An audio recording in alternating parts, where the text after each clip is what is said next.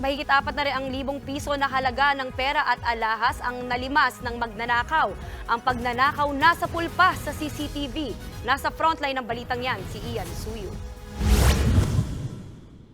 Hindi mapakali ang lalaking ito habang umaaligid-aligid sa harap ng isang saradong karinderya sa kanto ng J. Marzan Street sa Sampaloc, Maynila. Sinubukan pa nitong buksan ang gate.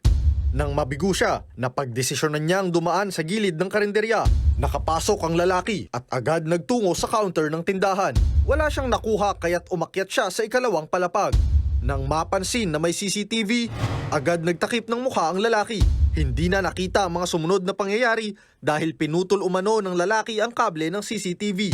Pero makikita siyang lumabas sa karinderya, bit-bit ang puting plastik. Ayon sa may-ari, galing daw sila ng probinsya at umaga na nang mapansin nilang nilooban pala sila. So nakita ko, bukas yung lock. So nagtaka ako kasi hindi naman talaga siya dapat bukas. Nung pagpasok ko ng kwarto, nakita ko magulo yung kama. So parang talagang may pumasok na iba. So ang una kong tiningnan yung pera. Tiningnan kong sunod yung mga alahas ko. Nakalagay yun sa isang jewelry box. Sama-sama yun. Kaya nung madiscover ko, wala din siya. Nakuha ng kawatan ng nasa 400,000 halaga ng mga alahas at relo at pera na aabot ng 15,000 piso. Pagtingin nila sa CCTV, tila pamilyar ang mukha ng magnanakaw dahil dati nila itong tauhan sa karinderya. Kinilala ang suspect na si Johari Buwat, helper ng karinderya noong nakaraang buwan. Nagtrabaho raw ito doon noong Enero, pero agad sinisante matapos mahuling nangungupit ng pera ng karinderya. Kilala ko agad.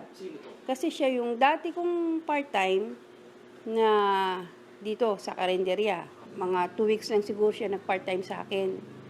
Eh, nung una, pinaalis ko na yan kasi nahuli ko na rin siyang nangupit. Yung pamalengke, binawasan niya. Bukod sa may-ari, tinangay rin ng suspect ang cellphone at pera ng 2 empleyado ng karinderya.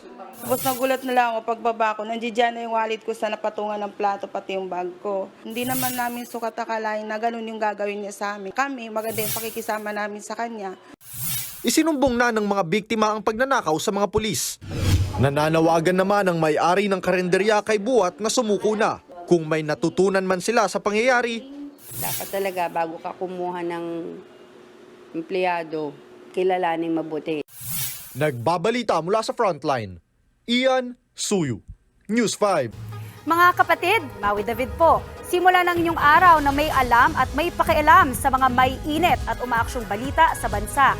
Para maging una sa balitaan, mag-subscribe at mag-follow sa social media pages ng News 5.